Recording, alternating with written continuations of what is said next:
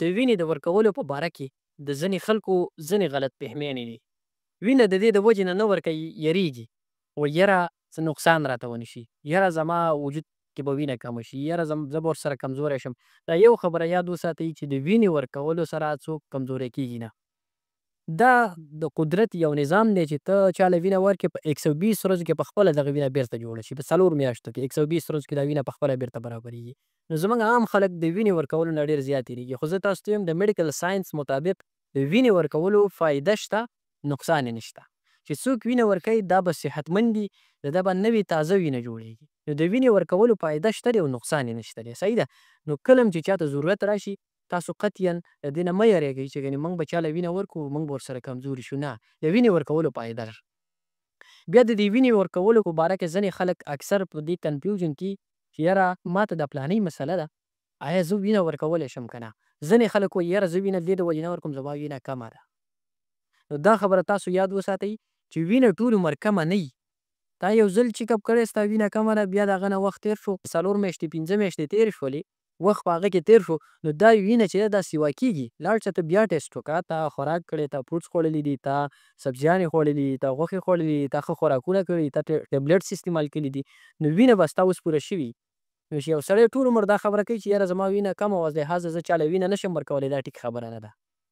وینه که ته ټیسټ وکړي یو ځل به کمه وي، خو چې بل ځل ټیسټ وکړي هغه پوره شوي. د دې نه علاوه ځینې خلک دا وایي یاره زما ډایبیټیز شوګر دی، زما چې زما شوګر دی، زه وینه نشم ورکولی. خو دا خبره تاسو یاد وساتئ چې د چا ډایبیټیز دی، د چا شوګر دی، نو دی وینه شي ورکولی. دا خطره نشته چې د چا شوګر دی، د چا ډایبیټیز دی، نو دی وینه نشي ورکولی. دی بالکل بلډ شي ډونیټ کولی. دی بل ضرورتمند له یو بل انسان له د ضرورت په وخت کې وینه شي ورکولی. ډایبیټیز هېڅ مسله نه ده، دا تا د وینې ډونیټ کولو نه منې کوي. ځینې خلک وایي یاره زما بلډ پریشر های کېږي، ما ته د بلډ پریشر مسله ده، زه بلډ نشم ورکولی. خو دا خبره تاسو یاد وساتئ د بلډ پریشر مریض هم وینه شي ورکولی.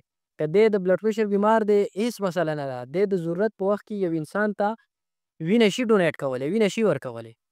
نو که د کوم انسان بلډ پریشر وي هغه دې دا نه وایي چې یاره زما بلډ پریشر دی، زه به چاله وینه نه ورکوم. بالکل شي ورکولی. ځینې خلک وایي یاره زه خو میډیسن استعمال، د میډیسن د استعمال سره زه چاله وینه شم ورکولی. او بالکل کله هم چې دی میډیسن استعمالوي که نه، نو میډیسن تا د دې نه منې کوي چې د ضرورت په وخت کې ته چاله وینه نشي ورکولی. بالکل شي ورکولی. د دې نه علاوه ځینې خلک وایي یاره زما کولیسټرول لیول های دی، زه ځکه وینه نه ورکوم. که د چا کولیسټرول لیول های دی، نو دا د دې نه منې کوي چې یو انسان ته د دې وینه ورنه کړي. د ضرورت په وخت کې تاسو ته ما وویل که د ده کولیسټرول لیول های ولې نه دی، خو دی وینه شي ورکولی، هېڅ مسله نه جوړېږي د دې نه. د خلکو په ذهنونو کې دا ځینې خبرې پرتې وي، یاره دا مسله ماته ده، زه وینه نه ورکوم. خو تاسو ته ما ویل دا هېڅ مسلې نه دي، وینې شي ورکولی. صحیح ده. نو کله هم چې انسان ته ضرورت راشي، تاسو خامخا بل ته وینه ورکوئ. دا د بل انسان د ژوند سوال دی. تاسو د یو انسان ژوند بچ کړئ. الله تعالی وایي چې یاره تاسو یو انسان له ژوند ورکړئ، دا داسې ده لکه تاسو ټول انسانیت له ژوند ورکړی. نو د دې فایده ډېره ده، نقصان یې نشته. دا یاره بالکل د ذهن نه وباسئ چې یاره زه وینه ورکوم نو ماته به نقصان وشي وجود ته. هېڅ نقصان نه کېږي. عرضي طور په هغه وخت کې لږ د فلویډ لیول کم شي، جوس موس دا څیزونه انسان وڅښي، د هغه سره واپس دی ریکور شي. په 120 ورځو کې تاسو ته ما وویل په 4 میاشتو کې دا وینه په خپله بیرته جوړېږي، په خپله انسان ته پوره کېږي. فایدې دا وشوله چې د ده د وجود نه ورڅخه ډېرې زیاتې بیماریانې ختمې شي، د ده وینه ورسره تازه شي، د انسان صحتمند شي، تازه شي ورسره.